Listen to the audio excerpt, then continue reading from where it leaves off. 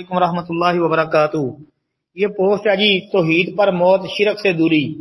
اس میں ایک روایت لکھی ہے کہ رسول اللہ صلی اللہ علیہ وسلم نے فرمایا کہ میرے رب کی طرف سے ایک آنے والے جبرائیل علیہ السلام میرے پاس آئے اور مجھے دو چیزوں میں اختیار دیا کہ میری آدھی امت جنت میں داخل ہو یا یہ کہ مجھے بروز قیامت یعنی قیامت کے دن اپنی امت کے لیے شفاعت کا حق حاصل ہو۔ چنانچہ میں نے شفاعت کو اختیار کیا۔ یہ شفاعت ہر اس شخص کے لیے ہے جس کا خاتمہ شرک کی حالت پر نہیں ہوگا۔ یہ ترمذی کا حوالہ بلکہ صحیح ترمذی 2441 نمبر لکھا ہے۔ اچھا جی یہ روایت شیخ البانی رحمۃ اللہ علیہ نے صحیح اس کو قرار دیا ہے۔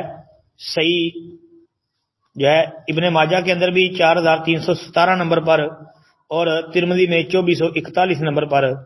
تو شیخ البانی رحمۃ اللہ علیہ نے اس کی روایت کو ٹھیک کہا ہے۔ تو اسی طرح جو ہے نا اس کی جو عبارت اور اس کے الفاظ ہیں ان میں یہ الفاظ کہ اتانی آتن من عند ربی فخیرنی بین ان یدخل نصف امتی الجنہ وبین شفاعتی فاخترت الشفاعت وہی لمن مات لا یشرک باللہ شیئا۔ تو حسن ہے انشاءاللہ۔ السلام علیکم۔ وعلیکم السلام ورحمۃ اللہ وبرکاتہ۔ محترم بھائی نے جی یہ ایک روایت کے متعلق پوچھا ہے کہ حضرت ام المومنین امی عائشہ صدیقہ رضی اللہ تعالیٰ عنہ کے حوالے سے کہ مدینہ کے اندر شدید قحط پڑ گیا۔ اچھا جی تو حضرت عائشہ رضی اللہ تعالیٰ عنہ کے پاس لوگ جو ہیں وہ شکایت لے کے آئے تو حضرت عائشہ نے فرمایا کہ تم نبی اکرم علیہ السلام کی قبر مبارک کے پاس جاؤ اور آسمان کی طرف ایک چھوٹا سا سوراخ بنا دو کہ آپ کی قبر مبارک اور آسمان کے درمیان چھت حائل نہ ہو۔ راوی بیان کرتے ہیں لوگوں نے ایسا کیا اور اتنی شدید بارش ہوئی کہ گھاس اگ گئی اور اونٹ اتنے موٹے تازے ہو گئے کہ چربی کی وجہ سے وہ پھول گئے۔ اس سال کو عام الفتق بارش کا سال قرار دیا گیا۔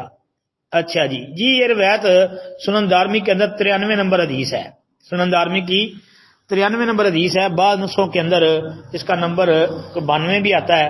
بہرحال یہ انٹرنیشنل نمبر سمجھ لیں کہ 93 ہے لیکن یہ روایت ثابت نہیں ہے۔ اس میں مرکزی علت یہ ہے کہ عمر بن مالک النکری یہ بیان کر رہا ہے حدثنا ابو الجوزاء۔ یہ عمر بن مالک النکری کی ابو الجوزاء سے روایت جو ہے نا یہ ضعیف ہوتی ہے، جیسا کہ امام ابن عدی رحمۃ اللہ علیہ نے الکامل کے اندر اس کی صراحت کی ہے۔ پھر ابو الجوزاء جو ہے اس کا حضرت امی عائشہ صدیقہ رضی اللہ تعالی عنہا یا کئی صحابہ سے سماع ثابت نہیں ہے۔ اس کی صراحت یہ ابن عدی کی الکامل وغیرہ دیکھی جا سکتی ہے۔ السلام علیکم ورحمۃ اللہ۔